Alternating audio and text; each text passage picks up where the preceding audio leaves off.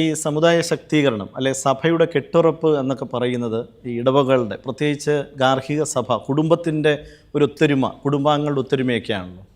അപ്പോൾ ഈ സമുദായ വർഷാചരണത്തിൽ കുടുംബങ്ങളെ ഫോക്കസ് ചെയ്ത് കുടുംബങ്ങളുടെ ഒത്തൊരുമയ്ക്ക് അല്ലെ സഭയിലെ മുഴുവൻ അംഗങ്ങളുടെയും കൂട്ടായ്മയ്ക്ക് എന്തെങ്കിലും പ്രത്യേക പദ്ധതികൾ അല്ലെങ്കിൽ പ്രവർത്തന പരിപാടികൾ വിഭാവനം ചെയ്തിട്ടുണ്ടോ? തീർച്ചയായിട്ടും സമുദായ ശാക്തീകരണ വർഷത്തിലെ സഭ നേരിടുന്ന വെല്ലുവിളികളെ എല്ലാം പ്രത്യേകമായിട്ട് അനലൈസ് ചെയ്ത് നമ്മൾ 12 മേഖലകളായിട്ട് തിരിച്ചിട്ടുണ്ട്.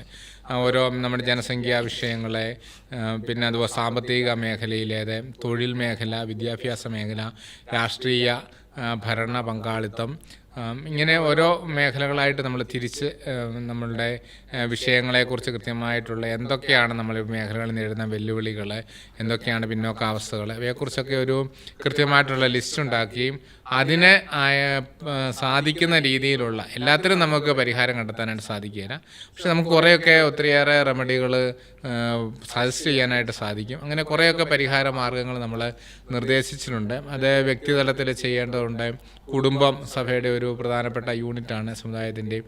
അപ്പോൾ അതുകൊണ്ട് തന്നെ കുടുംബതലത്തിൽ ഒക്കെ ചെയ്യേണ്ട കാര്യങ്ങൾ അവയെ ശക്തിപ്പെടുത്തുക എന്നുള്ള ലക്ഷ്യത്തോടു കൂടി നമ്മൾ പ്രത്യേകിച്ച് കുടുംബ ബന്ധങ്ങളിലെ ഉണ്ടാകുന്ന വിള്ളലുകളെ, വിവാഹമോചനങ്ങൾ വർദ്ധിച്ചു വരുന്ന സാഹചര്യങ്ങളെ, വൃദ്ധർ തന്നെ ഒറ്റയ്ക്ക് താമസിക്കുന്ന സാഹചര്യങ്ങളെ, ഇങ്ങനെയൊക്കെയുള്ള അല്ലെങ്കിൽ കുടുംബത്തിലെ കുഞ്ഞുങ്ങൾ കുറയുന്ന സാഹചര്യങ്ങൾ, ഇങ്ങനെ എല്ലാം സമുദായത്തിൻ്റെ എല്ലാ മേഖലയും വ്യക്തിജീവിതത്തിലേതും കുടുംബജീവിതത്തിലെയും ഇടവക ജീവിതത്തിലെയും സഭാജീവിതത്തിലെയും ഒക്കെ എല്ലാ മേഖലകളെയും അഡ്രസ്സ് ചെയ്തുകൊണ്ട് തന്നെയാണ് സമുദായ ശാക്തീകരണ വർഷം നടപ്പിലാക്കപ്പെടുന്നത്. അപ്പോൾ ആ മേഖല തിരിച്ചല്ല പറഞ്ഞിരിക്കുന്നത്, വിഷയം തിരിച്ചാണ്. ഓരോ വെല്ലുവിളിയും എടുത്തു വെച്ച് അതിൻ്റെ പരിഹാര മാർഗ്ഗങ്ങളിൽ അതാത് മേഖലകൾ ഉൾപ്പെടുത്തി പോവുകയാണ് ചെയ്തിരിക്കുന്നത്.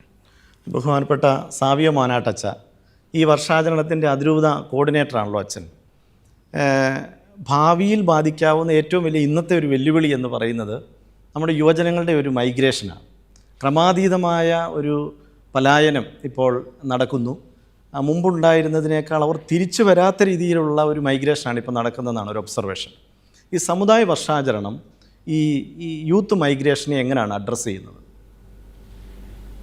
നമ്മുടെ സമുദായം ഇന്ന് നേരിടുന്ന വളരെ പ്രധാനപ്പെട്ട ഒരു വെല്ലുവിളി തന്നെയാണ് നമ്മുടെ യുവജനങ്ങൾ വിദേശത്തേക്ക് പോകുന്നു എന്നുള്ളത്. അപ്പം പക്ഷേ ഇവിടെ തന്നെ പല സാധ്യതകളുണ്ട്. ആ സാധ്യതകൾ എത്രമാത്രം ഇവർക്ക് മനസ്സിലാകുന്നുണ്ട്, അതിനെക്കുറിച്ചുള്ള അറിവുകൾ ഇവർക്ക് എപ്രകാരം ലഭിക്കുന്നുണ്ട് എന്നുള്ളത് വളരെ പ്രധാനപ്പെട്ട ഒരു കാര്യമാണ്. അപ്പം അതുകൊണ്ട് ഇവിടെ ഈ കേരളത്തിൽ തന്നെ നമുക്ക് ലഭിക്കുന്ന നമ്മുടെ അവസരങ്ങൾ, അതിനെക്കുറിച്ച് അവരെ നല്ല ബോധ്യമുള്ളവരാക്കി മാറ്റുക എന്നുള്ളത് നമ്മുടെ ഈ വർഷത്തിൻ്റെ വളരെ പ്രധാനപ്പെട്ട ഒരു കാര്യമാണ്. ഒരു ഉദാഹരണം പറഞ്ഞാൽ നമ്മുടെ EWS, അത് നമ്മുടെ കുട്ടികൾക്ക് കൂടുതൽ പേർക്ക് അതിനുള്ള അർഹതയുണ്ട്. പക്ഷേ അതിനെക്കുറിച്ച് എനിക്ക് അർഹതയില്ല എന്നൊരു ചിന്തയാണ് പലർക്കും ഉള്ളത്. കാരണം EWSൻ്റെ നമ്മുടെ കേരള സർക്കാരിൻ്റെ നിയമങ്ങൾ, അതുപോലെ തന്നെ കേന്ദ്ര സർക്കാരിൻ്റെ നിയമങ്ങൾ, അതിനെക്കുറിച്ചുള്ള യഥാർത്ഥമായിട്ടുള്ള ബോധ്യം നമ്മുടെ മക്കൾക്കില്ല, അറിവില്ല. അപ്പോൾ ഈ അറിവൊക്കെ ലഭിക്കുകയാണെങ്കിൽ അതുപോലെ തന്നെ പല കോഴ്സുകൾ നമുക്കിവിടെ നേടിയെടുക്കാൻ സാധിക്കും. അപ്പം ഇതിനെക്കുറിച്ചുള്ള കൂടുതൽ അറിവുകൾ നൽകുക എന്നുള്ളത് നമ്മുടെ പ്രധാനപ്പെട്ട ഒരു ലക്ഷ്യമാണ്. അതുപോലെ തന്നെ നമുക്ക് ഒരു 9ാം ക്ലാസ് മുതലൊക്കെ തന്നെ ഇതിനെക്കുറിച്ചുള്ള അറിവുകളും നമ്മുടെ കുട്ടികളുടെ യഥാർത്ഥത്തിലുള്ള അഭിരുചി എന്താണെന്ന് നമുക്ക് മനസ്സിലാക്കാൻ സാധിച്ചാൽ അതനുസരിച്ച് കൊണ്ടുള്ളൊരു ഭാവിയെ അവരെ സഹായിക്കുവാനായിട്ട്, അവരുടെ ഭാവി രൂപീകരിക്കുവാനായിട്ട് നമുക്ക് അവരെ സഹായിക്കുവാനായിട്ട് സാധിക്കും. ഈ വിധത്തിൽ അവരുടെ അഭിരുചി മനസ്സിലാക്കി അവർക്ക് പറ്റിയ കോഴ്സുകൾ നമ്മൾ പറഞ്ഞു കൊടുക്കുമ്പോൾ ഇവിടെ തന്നെ നമുക്ക് കൂടുതൽ നമ്മുടെ യുവജനങ്ങൾ പിടിച്ചു നിർത്താൻ സാധിക്കുമെന്നാണ് ഞാൻ കരുതുന്നത്.